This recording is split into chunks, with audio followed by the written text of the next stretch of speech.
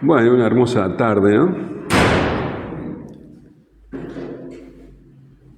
Nos reúne la palabra, estamos estudiando el capítulo 5 de Primera Tesalonicenses.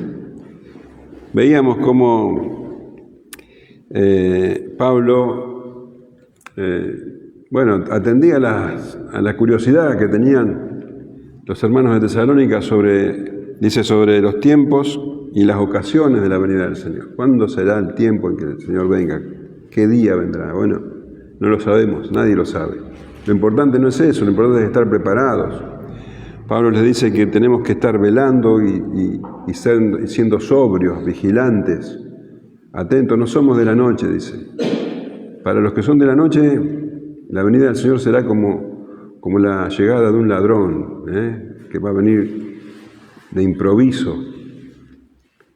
y va a sembrar miedo. Pero para nosotros no, nosotros somos del día y vamos a estar preparados. Así que, bueno, habiendo hablado de esto, diciendo que tienen que tener una actitud constante de sobriedad y de vigilancia, Pablo entonces va a dar una serie de recomendaciones, de instrucciones para justamente aplicar esa vigilancia a la vida cotidiana. Tenemos que recordar que Timoteo había estado en la iglesia de Tesalónica, había vuelto con un informe, porque Pablo y sus compañeros habían estado preocupados por la situación de la iglesia, pero bueno, fue Timoteo y cuando volvió vino con un informe muy bueno, muy satisfactorio, pero obviamente no podía ser perfecta la iglesia, había algunas cosas que había que corregir. Entonces estas recomendaciones, estas instrucciones tienen ese fin. Vamos a ver que Pablo va a dar algunas instrucciones sobre cuál debe ser la actitud del creyente. Y específicamente la actitud, con el liderazgo de la iglesia, con los hermanos problemáticos, con los hermanos que pueden habernos ofendido, la actitud que debe tener el creyente hacia los demás, hacia todos los hermanos, y después va a hablar de la actitud interior. Así que vamos a ver, vamos a leer hoy hasta el versículo 17, 18, perdón, y la semana que viene, terminaremos con el resto de los versículos para finalizar la carta, la primera. Os rogamos, hermanos, versículo 12. Os rogamos, hermanos, que reconozcáis a los que trabajan entre vosotros y os presiden en el Señor y os amonestan, y que los tengáis en mucha estima y amor por causa de su obra. Tened paz entre vosotros. También os rogamos, hermanos, que amonestéis a los ociosos, que alentéis a los de poco ánimo, que sostengáis a los débiles, que seas paciente para con todos. Mirad que ninguno pague a otro mal por mal. Antes, seguid siempre lo bueno, unos para con otros y para con todos. Estad siempre gozosos, orad sin cesar, dad gracias en todo, porque esta es la voluntad de Dios para con vosotros en Cristo Jesús. Así que como te decía, estas instrucciones tienen un propósito. Y seguramente en el informe que trajo Timoteo, también informó de cuáles eran los puntos débiles de la iglesia. Entonces, Pablo les habla de cuál tiene que ser la actitud con respecto a los líderes. Dice, os rogamos, hermanos, que reconozcáis a los que trabajan entre vosotros y os presiden en el Señor y os amonestan, y que los tengáis en mucha estima y amor por causa de su obra. Tened paz entre vosotros. Evidentemente, como te decía, no era una iglesia perfecta, y había algunos hermanos que eran un tanto renuentes, digamos, a la hora de sujetarse al liderazgo. Hay un versículo, el 4:8, que nos muestra que había algunos que no aceptaban las recomendaciones o los mandamientos que daba Pablo. Fíjate, dice, así que el que desecha esto no desecha a hombres, sino a Dios, que también nos dio su Espíritu Santo. Había algunos que no tomaban las recomendaciones de Pablo como que venían de Dios. Entonces Pablo les habla específicamente a ellos, pero fíjate que les dice hermanos. Él les habla con mucha paciencia. Después va a hablar de que hay que tratarse entre los hermanos con paciencia. Y él es un ejemplo de esto. Le dice, os rogamos, no lo impone. Podría tranquilamente decir, les mando, pero él tiene esa actitud humilde, esa actitud servicial, pastoral. Pablo dice, os rogamos, hermanos. Él los considera, aunque son medios rebeldes, los considera hermanos, considera que son parte de la iglesia. Personas que son creyentes, pero que tienen que cambiar de actitud, que tienen que corregir ciertas cosas. Así que os rogamos, hermanos, que reconozcáis a los que trabajan entre vosotros, que los reconozcan. Otras traducciones dicen que respeten mucho a los que trabajan, que honren, que sean considerados con los que trabajan. Y dice que deben reconocer a los que trabajan entre vosotros y os presiden en el Señor y os amonestan. No son tres tipos de líderes. Está hablando de una sola clase que se ocupa de estas cosas. Entonces, él dice que debemos reconocer, que debemos honrar, que debemos respetar a los que trabajan entre vosotros, los que son obreros, aquellos hombres que están dedicados a los demás, que tienen un profundo interés por sus hermanos, que predican la palabra y que la aplican, que esa palabra la llevan a la vida cotidiana y entonces aconsejan y ayudan y alientan al resto de los hermanos. Hay que considerarlos, dice. Y habla de trabajo. Y para Pablo, este es un trabajo duro y un trabajo que provoca agotamiento. Él se considera un trabajador. Fíjate que en 1 Corintios 15:10 dice, pero por la gracia de Dios soy lo que soy, y su gracia no ha sido en vano para conmigo. Antes he trabajado más que todos ellos, pero no yo, sino la gracia de Dios conmigo. Gálatas 4:11 dice, me temo de vosotros que haya trabajado en vano con vosotros.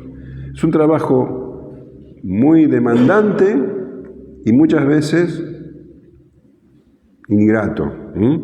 Filipenses 2:16, asido de la palabra de vida para que en el día de Cristo yo pueda gloriarme que no he corrido en vano, ni en vano he trabajado. Es un trabajo que se hace para el Señor y es un trabajo que va a tener va a ser presentado delante del Señor y el Señor va a reclamar por este trabajo. 1 Timoteo 4:10, que por esto mismo trabajamos y sufrimos oprobios, porque esperamos en el Dios viviente, que es el Salvador de todos los hombres, mayormente de los que creen. Así que esta tarea de trabajar es la tarea del pastor, y también hay hermanos que no habiendo sido ordenados, también ellos trabajan de manera voluntaria, sin esperar nada, por el solo motivo del amor. Entonces, ¿qué dice Pablo? Que hay que reconocerlos y que hay que honrarlos. Dice, de los que trabajan y os presiden en el Señor. Esto sí es el trabajo del pastor o del obispo, según como lo llamen, es lo mismo, anciano es lo mismo, el de presidir. Dice 1 Timoteo 5:17, los ancianos que gobiernan bien sean tenidos por dignos de doble honor, mayormente los que trabajan en predicar y enseñar. Ahora, como la iglesia de Tesalónica era muy nuevita, Pablo estuvo muy poco tiempo allí, probablemente no haya, capaz que sí, no sabemos, pero es probable que no haya habido tiempo de dejar un anciano, un pastor. Entonces, bueno, había hermanos que ejercían ese trabajo, hermano o hermanos que ejercían ese trabajo, y Pablo dice que había que reconocerlos. Y en otras partes de la Escritura vemos por qué hay que reconocerlos. En primer lugar, hay que reconocerlos por la conducta, porque para ocupar ese lugar tienen que ser irreprensibles. Las condiciones las pone el apóstol en 1 Timoteo 3:1, dice, palabra fiel, si alguno anhela obispado, buena obra desea. Pero es necesario que el obispo sea irreprensible, marido de una sola mujer, sobrio, prudente, decoroso, hospedador, apto para enseñar, no dado al vino, no pendenciero, no codicioso de ganancias deshonestas, sino amable, apacible, no avaro, que gobierne bien su casa, que tenga a sus hijos en sujeción con toda honestidad, pues el que no sabe gobernar su propia casa, ¿cómo cuidará de la iglesia de Dios? No un neófito, no sea que envaneciéndose caiga en la condenación del diablo. También es necesario que tenga buen testimonio de los de afuera, para que no caiga en descrédito y en lazo del diablo. Entonces, bueno, para ser considerado para el obispado, para el pastorado, hay ciertas condiciones que debe tener. Y bueno, es necesario reconocer a esa persona.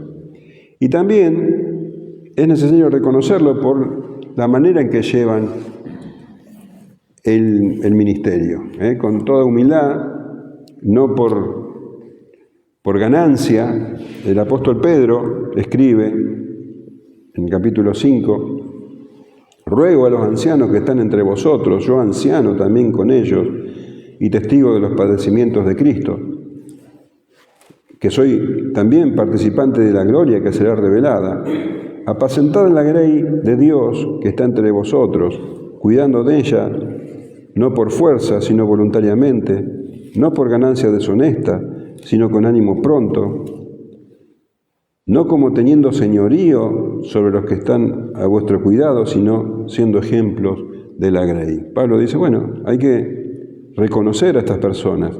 Y dice, bueno, a los que trabajan, los que presiden y los amonestan.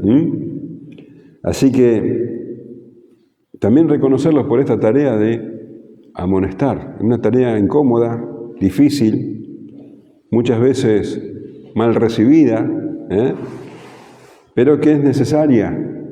De estos hermanos que constantemente recuerdan que hay que estar pendiente, que hay que estar preparado para la venida del Señor, que amonestan con la Escritura.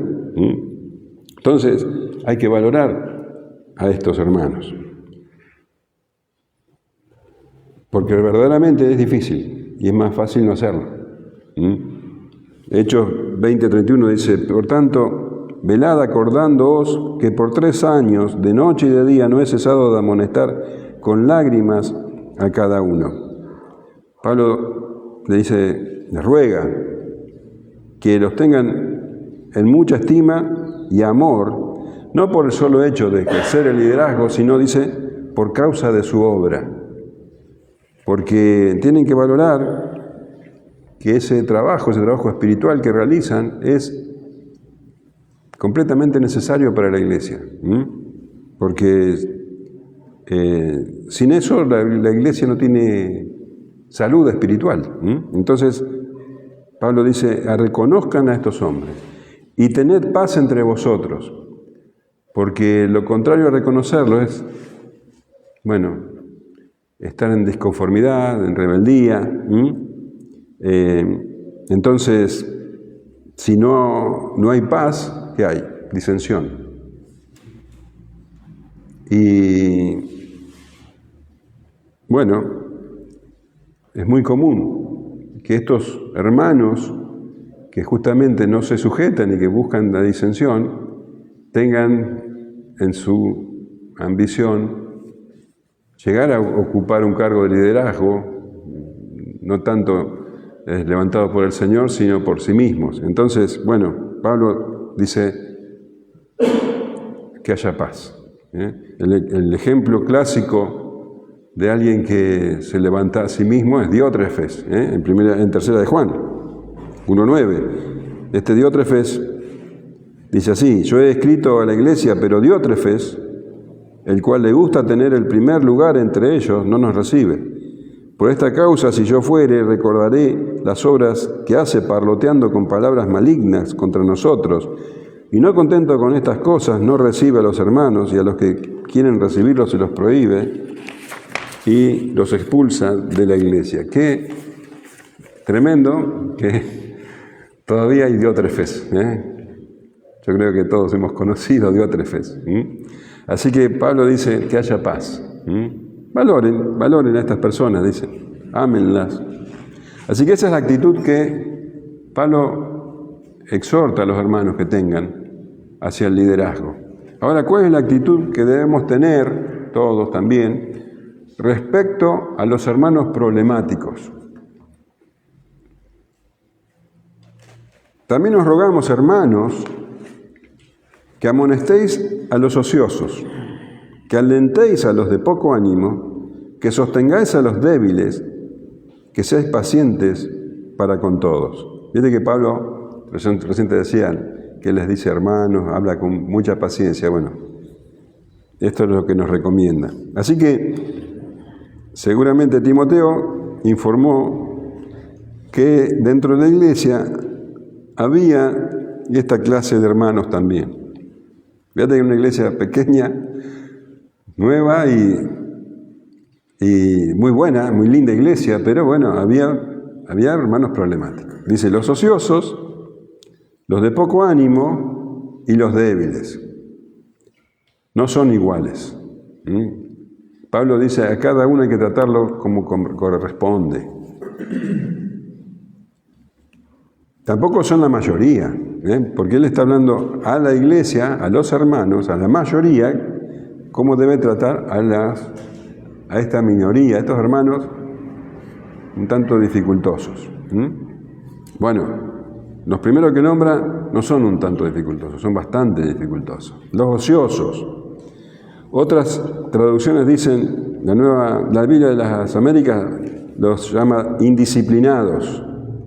La textual traduce los desordenados, y la palabra de Dios para todos, los que no trabajan, los desordenados. La idea, ¿viste cuando todos hemos visto, acá también tenemos militares, ¿viste cuando van marchando los militares que van todos siguiendo el mismo paso? Bueno, el desordenado es el que no sigue el mismo paso, es el que se va siguiendo su propio ritmo, y desordena todo, ¿viste? Bueno, esa es la idea, el desordenado. Entonces, Pablo, ¿qué dice que hay que hacer con esta gente? Bueno, dice que hay que amonestarlos, que también, otras traducciones dicen que hay que reprenderlos, que hay que advertirles. Esa no es una buena actitud, no es la actitud de un verdadero creyente. Entonces, a estas personas, a los que son ociosos, los que no quieren trabajar, los que andan desordenadamente,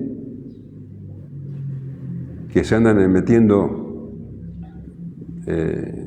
en la vida de los demás, que están en desacuerdo con el liderazgo y siembran descontento, hay que advertirles, hay que amonestarlos. Y si no hacen caso, esto es muy serio, por eso te decía, no es lo mismo el ocioso que el de poco ánimo o el débil. A estos hay que amonestarlos seriamente. Y si no atienden a la amonestación, Pablo dice que no hay que apartarlos. que hay que apartarlos de la congregación. Mirá, en la segunda carta, en el capítulo 3, versículo 6, dice: pero os ordenamos, hermanos, en el nombre de nuestro Señor Jesucristo, mirá qué serio que es el asunto, que os apartéis de todo hermano que ande desordenadamente, y no según la enseñanza que recibisteis de nosotros, porque vosotros mismos sabéis de qué manera debéis imitarnos, pues nosotros no anduvimos desordenadamente entre vosotros, ni comimos de balde el pan de nadie, sino que trabajamos con afán y fatiga día y noche, para no ser gravosos a ninguno de vosotros, no porque no tuviésemos derecho, sino por daros nosotros mismos un ejemplo para que nos imitéis. Porque también cuando estábamos con vosotros os ordenábamos esto: si alguno no quiere trabajar, tampoco coma. Porque oímos que algunos de entre vosotros andan desordenadamente, no trabajando en nada, sino entremetiéndose en lo ajeno. A los tales mandamos y exhortamos por nuestro Señor Jesucristo que trabajando sosegadamente coman su propio pan. ¿Te acordás cuál era la voluntad de Dios? Bueno, estos están fuera de la voluntad de Dios. Coman su propio pan. Así que, bueno, también yo creo que hemos conocido gente así. Y Pablo es terminante en este aspecto. Si la persona, una vez que recibe la amonestación, continúa en esa actitud, dice que la iglesia no tiene que tenerlo en el seno de la iglesia. Tiene que apartarse de estas personas. Y también, bueno, tiene que ver con esto de la amonestación, ¿no? En el versículo anterior dijo: los que os amonestan. Y verdaderamente es muy difícil amonestar a un hermano, y sobre todo de esta manera. Y desgraciadamente lo que ocurre es que por no confrontarlo, los hermanos empiezan a hablar entre sí a espaldas de esa persona. Bueno, no es lo correcto. No es pecar para no enfrentar lo que dice la Escritura. La Escritura dice que hay que amonestarlo. Amonestarlo y amonestarlo con dureza, para que esa persona pueda corregir su camino.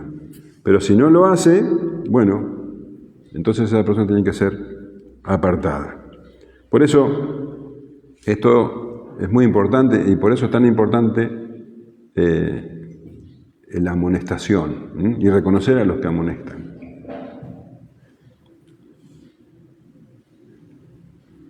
Dice que a los de poco ánimo, hay que amonestarlos a los de poco ánimo. ¿Qué hay que hacer? Alentar. Mirá cómo cambia la cosa. No es lo mismo. A los de poco ánimo hay que alentarlos. La palabra griega, literalmente, la traducción de la palabra griega es los que tienen almas pequeñas. Que, bueno, otras traducciones dicen los desalentados, los desanimados, los tímidos. Personas que están, bueno, la palabra lo dice, desalentados. Probablemente Pablo esté hablando de aquellos que estaban muy preocupados por los que habían muerto y que pensaban que iban a estar en desventaja cuando el Señor venga. Pero está hablando de ellos y de todo desalentado en general. Hay muchas causas por las cuales las personas se desalientan. ¿Qué hay que hacer con estas personas? Bueno, animarlas. Cuando hablamos de desaliento, de desánimo, son personas que como que quieren abandonar la carrera, como que no tienen fuerzas para seguir. Bueno, nosotros tenemos el deber de animarlas. Así que, bueno, ¿de qué manera hay que animarlas? Bueno, hay que animarlas a que retomen fuerzas. Lo primero que hacen estas personas es dejar de concurrir a las reuniones.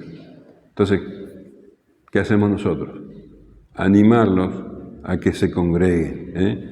Dice Hebreos 10:25, no dejando de congregarnos, como algunos tienen por costumbre, sino exhortándonos, y tanto más cuando veis que aquel día se acerca. Entonces, cuando vemos que un hermano está desanimado, que empieza ya a no venir, bueno, hay que alentarlo para que se congregue. Hay que alentarlo para que asuma responsabilidades, porque también lo que hacen es echar la culpa a los demás. No, porque tal persona me hizo esto, porque el otro me hizo lo otro, porque no me tienen en consideración. Bueno, entonces, alentarlo también a eso, a que deje de mirar tanto lo que hacen los demás para empezar a autoevaluarse, para ver en qué está errando. Eso también es una forma de animar a la persona. Animar no quiere decir sobarle el lomo y decirle pobrecito, no tiene nada que ver con eso. Es levantarlo con la verdad. Por otro lado, las personas que se desalientan, bueno, no tiene vínculos fuertes con el resto de los hermanos. Por lo general se vinculan entre aquellos que son desanimados, cuando es como que se atraen unos a otros. Entonces hay que animarlos también a eso, a que se vinculen con el resto de los hermanos, que hagan lazos fuertes, sobre todo con hermanos más maduros. Por supuesto hay que alentarlos a que lean la palabra de Dios, porque también el que se desalienta normalmente empieza a dejar su comunión con Dios. La fe, dice, es por el oír y el oír por la palabra de Dios. Que vengan a las reuniones, que escuchen la palabra y también que se alimenten durante la semana. Y por supuesto a orar. Cuando hablas con un desanimado te va a decir, sí, la verdad que no estoy orando. Siempre dicen lo mismo. Entonces, animarlos a que fortalezcan su comunión con Dios. El Salmo 61:2 dice, desde el cabo de la tierra clamaré a ti cuando mi corazón desmayare. Justamente hacen lo que no deben hacer, se desaniman y empiezan a dejar todo lo que los podría fortalecer. Y ahí estamos nosotros entonces para levantarlo. Y también hay que hacerlos que valoren las bendiciones que han recibido. Hay que mostrarle, como decía acá Tomás, que aunque estén pasando situaciones difíciles, todas las cosas los ayudan bien. Y han recibido muchas bendiciones. Pero cuando se desaniman, empiezan a sentir lástima de sí mismos y a olvidarse de todas las bendiciones que han recibido. Entonces también eso, porque después vamos a ver que a Dios le agrada que seamos agradecidos. Entonces, todas estas cosas son necesarias para alentar al que está desanimado. Bendice alma mía a Jehová, dice el Salmo 103:2, y no olvides ninguno de sus beneficios. Entonces, el Salmo 116:12 dice, ¿qué pagaré a Jehová por todos sus beneficios para conmigo? Y es necesario, hermano, que cuando vos vayas a alentar a alguien, no lo hagas con tu palabra, que sea la palabra de Dios. Vos siempre tenés que dar, no tus consejos personales, no le digas, levantate temprano y andá a caminar, no le digas eso. Dales consejos espirituales, dales consejos que estén en la palabra. Nosotros no somos psicólogos, nosotros decimos lo que está escrito, eso es lo que fortalece a los creyentes. ¿Amén? Después habla de los débiles. Los débiles son los que no están maduros todavía, los que no están maduros espiritualmente hablando. Entonces, ¿a estos qué hay que hacer? Sostenerlos. La palabra griega, que es anteico, significa mantenerse firmemente adherido a esas personas. O sea, seguirlos de cerca, pegarse a esas personas, a los débiles. ¿Con qué propósito? Con el propósito de que ayudarlos a madurar, a que no permanezcan siempre en ese estado de inmadurez. Entonces, a esas personas tenemos que seguirlas de cerca para que vayan madurando. Entonces, vos fíjate cómo Pablo diferencia a los que son verdaderamente potencialmente peligrosos para la iglesia, de aquellos que, que son débiles o que están desanimados. A los débiles dice, mantenete cerca y fortalecelos, con la palabra, porque vos también estuviste en esa posición. Entonces a esos hay que levantarlos. Y Pablo dice, que seáis pacientes para con todos, porque si algo resulta fácil es impacientarse, nunca madura, otra vez se bajonea o no. Entonces Pablo dice, no, tenemos que ser pacientes para con todos, incluso hasta aquellos que son ociosos, desordenados. A eso también hay que darle la oportunidad de que se arrepientan. Efesios 4:2 dice, con toda humildad y mansedumbre, soportándoos con paciencia los unos a los otros en amor. Qué fácil parece, pero cuando estamos en relacionando con hermanos que se vienen abajo enseguida o que repiten esa conducta, fácilmente perdemos la paciencia. Con hermanos que se muestran inmaduros y vos querés que maduren y que por ahí están, no sé, en alguna situación y vos creés que esa persona está fuerte y te das cuenta que no, no pierdas la paciencia. Dice, con toda humildad y mansedumbre, soportándoos con paciencia los unos a los otros en amor. Vos fíjate cómo Pablo enumera paciencia, humildad, mansedumbre, amor. Esa es la actitud que tenemos que tener con los hermanos. ¿Y qué pasa con los que nos hubieran ofendido? Pablo dice, mirad que ninguno pague a otro mal por mal. Y esto dice, mirad, está vigilante para que no lo haga nadie en la congregación. O sea, viste que recién te decía que vos tenés que tener paciencia. También tenés que velar para que, por si algún otro perdió la paciencia, por si algún otro de tus hermanos se ofendió con otro. Vos tenés que estar vigilante en esto.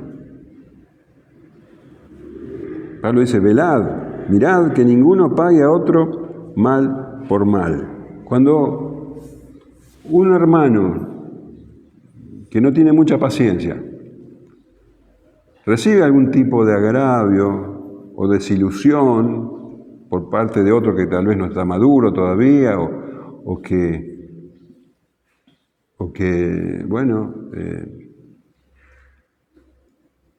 tal vez tuvo alguna actitud,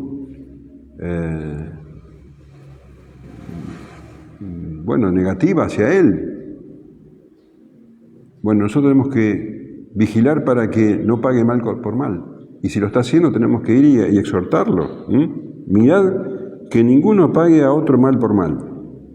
Romanos 12:17 dice, no paguéis a nadie mal por mal, procurad lo bueno delante de todos los hombres. 1 Corintios 4:12, nos fatigamos trabajando con nuestras propias manos, nos maldicen y bendecimos. Cuando vos ves, Pablo te está diciendo, vos tenés que ocuparte de eso, pero también velar que tu hermano haga lo mismo. Si vos ves que tu hermano perdió la paciencia, si vos ves que tu hermano está pagando mal por mal, tenés que corregirlo. 1 Corintios 6:7, así que, por cierto, desea una falta en vosotros que tengáis pleitos entre vosotros mismos. ¿Por qué no sufrís más bien el agravio? ¿Por qué no sufrís más bien el ser defraudados? Mirá este consejo que dice Pablo. ¿Alguien te defraudó? ¿Sabes lo que está diciendo? Aguantátela. No pagues mal por mal. Ese es el consejo que vos tenés que darle al hermano que ha sufrido algún tipo de desagravio. No hagas lo mismo. Aguantátela. Devolvé bien al que te hizo mal. ¿Tenemos algún ejemplo nosotros? ¿A quién debemos seguir? ¿Que hizo algo así? El Señor Jesús. El Señor Jesús es el ejemplo supremo. Mirá si le hubiera respondido mal por mal. El apóstol Pedro dice en la primera carta, capítulo 2, versículo 23, quien cuando le maldecían no respondía con maldición, cuando padecía no amenazaba, sino encomendaba la causa al que juzga justamente. Y en cuanto a la actitud de los unos hacia los otros, Pablo dice, antes seguir siempre lo bueno unos para con otros y para con todos. Esa es la actitud que tiene que tener el cristiano con respecto a los hermanos. Buscar siempre la conveniencia del hermano, siempre el beneficio del hermano. Esto es lo que equilibra la iglesia. Por eso nos van a conocer, dice el Señor Jesús, por el amor. Porque el Señor Jesús en Mateo 5:44 dice, pero yo os digo, amad a vuestros enemigos, bendecid a los que os maldicen, haced bien a los que os aborrecen y orad por los que os ultrajan y os persiguen. El Señor le está diciendo de los enemigos, ¿cuánto más vamos a tener una actitud semejante con un hermano en la fe? Aunque sea medio difícil de soportar.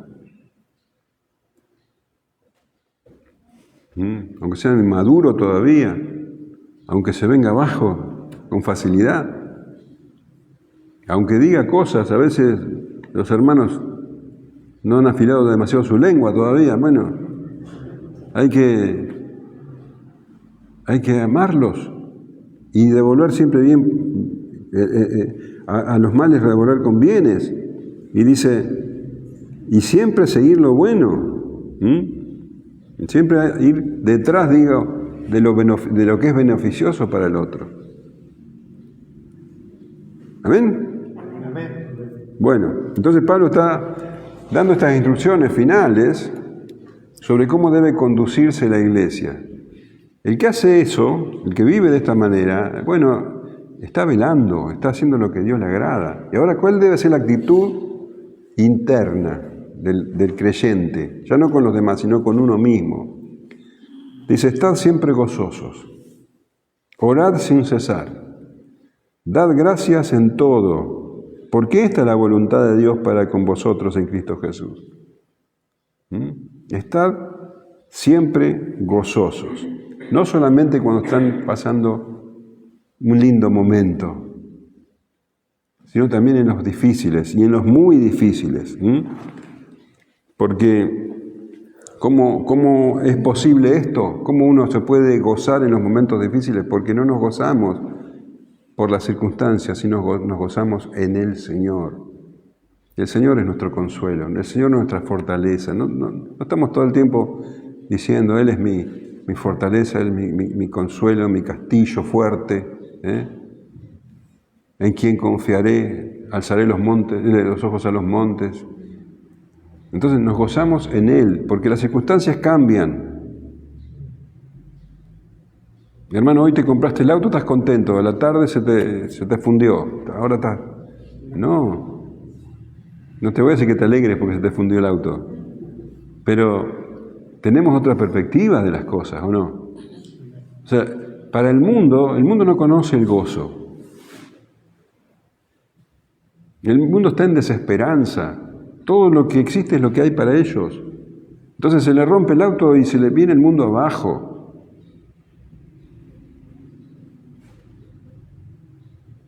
No llegan a fin de mes y es la hecatombe.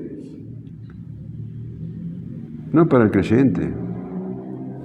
El mundo está, hasta tal punto está en desesperanza que muchos, ante circunstancias adversas, de salud o económica, piensan incluso en suicidarse,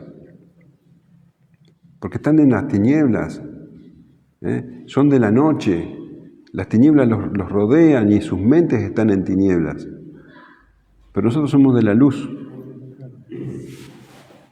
nosotros sabemos la verdad, la luz resplandeció en nuestro entendimiento, tenemos la esperanza de la venida del Señor. Entonces tenemos realmente motivos para estar gozosos. Pablo dice, por lo demás, hermanos, gozaos en el Señor. A mí no me es molesto el escribir las mismas cosas, y para vosotros es seguro, Filipenses 3:1. Y en el 4:4 dice, regocijaos en el Señor siempre, otra vez digo, regocijaos. Y Pablo le está escribiendo a una iglesia que sufría en ese momento persecución, por parte de judíos, por parte de gentiles. Estaban atravesando serios, duros momentos. Ahora, cuando estás pasando esa clase de presión, bueno, puede ser que el gozo no sea algo en lo que pensamos que sea posible. Pero Pablo tenía mucha experiencia en esto. Él sí que sufrió persecución, no una, montones de veces. Y él tenía autoridad para decir, estén gozosos, no se centren en las circunstancias, es el Señor, los ojos puestos en el Señor, gozaos en el Señor siempre y en su fuerza poderosa. Fortaleceos, dice. Bueno, es así. Gocémonos en el Señor. Cualquiera sea la circunstancia. Mirá, Hechos 5:40.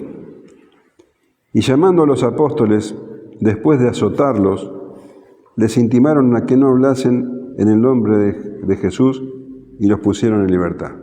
Entonces los apóstoles, lastimados, salieron quejándose y decían, ¿por qué sufrimos tanto, Señor? ¿Por qué nos haces esto?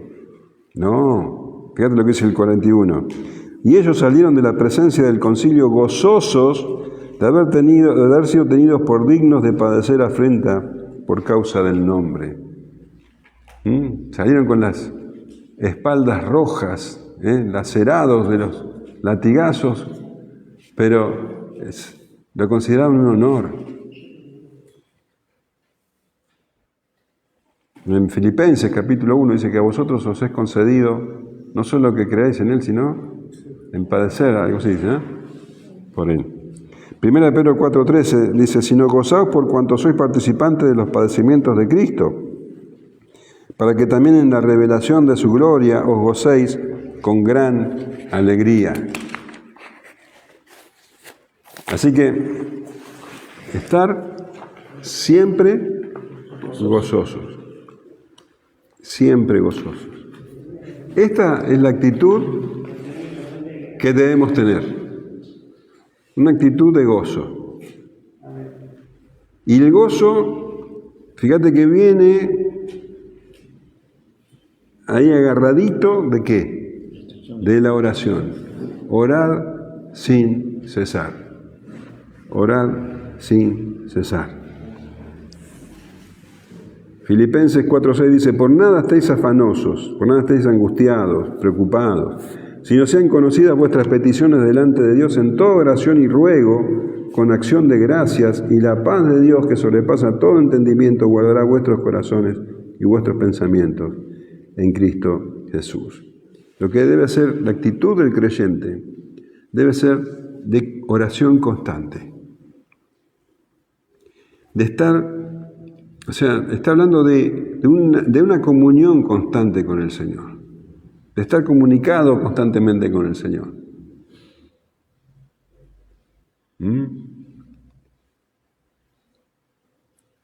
Vas caminando, estás comunicado con el Señor. Vas en el auto, vas comunicado con el Señor. Hablando, dándole gracias, pidiéndole sabiduría. Sin cesar, todo el tiempo. Esta es la actitud que Dios quiere que tengamos. Gozo, comunión. Van juntas. Dice Pablo, Efesios 6:18, orando en todo tiempo, con toda oración y súplica en el Espíritu, y velando en ello con toda perseverancia y súplica por todos los santos. Colosenses 1:3, siempre orando por vosotros. Damos gracias a Dios, Padre de nuestro Señor Jesucristo. 1 Timoteo 2:1, exhorto ante todo a que se hagan rogativas, oraciones, peticiones y acciones de gracia por todos los hombres. Y claro que el ejemplo más sublime es el Señor Jesús. Mirá lo que dice en Lucas 6:12. En aquellos días Él fue al monte a orar y pasó la noche orando a Dios. Nosotros leemos en los evangelios, constantemente el Señor estaba orando y pasó la noche orando. Bueno, esa es la actitud que debe tener el creyente. Y la oración, ¿a qué va conectada? A la acción de gracias. Dice, dad gracias en todo. Fíjate que dice, estar siempre gozosos, no en ocasiones. Orar siempre, orar sin cesar, no en ocasiones. Y dar gracias en todo, siempre. Por las cosas que nos gustan y por las cosas que no nos gustan. Qué sano que es esto, hermanos. Qué sano que en vez de quejarte por lo que no te gusta, es dar gracias. Porque sabes que el Señor te pone en esa situación para tu bien. Todas las cosas te ayudan a bien. Si estás en una situación difícil, da gracias. Da gracias constantemente, en todas circunstancias. ¿Y de qué tenemos que dar gracias? De todo, porque todo proviene del Señor. Él nos dio todas las bendiciones espirituales en Cristo Jesús y Él está al control de todas nuestras circunstancias. Mirá lo que dice el apóstol en Romanos 8:35. ¿Quién nos separará del amor de Cristo? Tribulación o angustia o persecución o hambre o desnudez o peligro o espada. Está hablando de espada, y cuando habla de espada está hablando de una espada de un soldado que le corta la cabeza a un creyente. O sea, no está hablando de situaciones. Y Pablo dice, ¿quién nos separará del amor de Cristo? Esas cosas no nos van a separar del amor de Cristo. Como está escrito, por causa de ti somos muertos todo el tiempo, somos contados como ovejas de matadero. Antes, en todas estas cosas, en las que acaba de nombrar, en la tribulación, la angustia, la persecución, en todas estas cosas, somos más que vencedores. Somos más que vencedores. ¿Por qué? ¿Porque somos muy fuertes? No, somos más que vencedores por medio de aquel que nos amó. Por lo cual estoy seguro de que ni la muerte, ni la vida, ni ángeles, ni principado, ni potestades, ni lo presente, ni lo porvenir, ni lo alto, ni lo profundo, ni ninguna otra cosa creada nos podrá separar del amor de Dios que es en Cristo Jesús, Señor nuestro. ¿Cómo no vamos a estar agradecidos? ¿Cómo no vamos a estar agradecidos? ¿Cómo no vamos a tener actitud constante de agradecimiento? El Salmo 116:12 dice, ¿qué pagaré a Jehová por todos sus beneficios para conmigo? Porque esta es la voluntad de Dios para con vosotros en Cristo Jesús. Esta es la voluntad de Dios. Viste que las personas se preguntan, ¿cuál será la voluntad de Dios para mí? ¿Qué querrá Dios que yo haga? Bueno, esta carta maravillosa a los tesalonicenses te dice claramente lo que Dios quiere de vos. En el capítulo anterior decía que la voluntad de Dios es nuestra santificación. ¿Quiere tu santificación? Que te apartes de fornicación, que ames a tus hermanos, que tengas una vida tranquila, de trabajo, que glorifique a Dios y que tengas una actitud de gozo, de comunión con Dios constante y de gratitud. Esto es lo que Dios quiere. No se trata de lo que Dios quiere que hagas. ¿Te das cuenta que no tiene que ver con lo que haces, sino con lo que sos? Vos sos un hijo de Dios. Vos sos alguien que Dios ha santificado, que ha salvado. Entonces, como sos eso, entonces, bueno, hay gozo, hay comunión, hay gratitud. Eso es lo que Dios espera de nosotros. Eso es lo que Dios quiere de nosotros. Esa es la voluntad de Dios. Que seamos, que reflejemos lo que somos. Somos luz, dice. Esto es ser luz. Esto es ser luz en medio de las tinieblas. ¿Cómo anda la gente? ¿Gozosa? ¿Agradecida? No, eso es algo que solamente los hijos de Dios pueden hacer. Esta es la voluntad de Dios. Esta es la maravillosa voluntad de Dios para nosotros.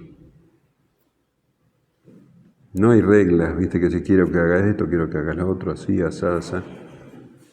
Esto es una actitud de vida. Que seas, eso es lo que Dios quiere.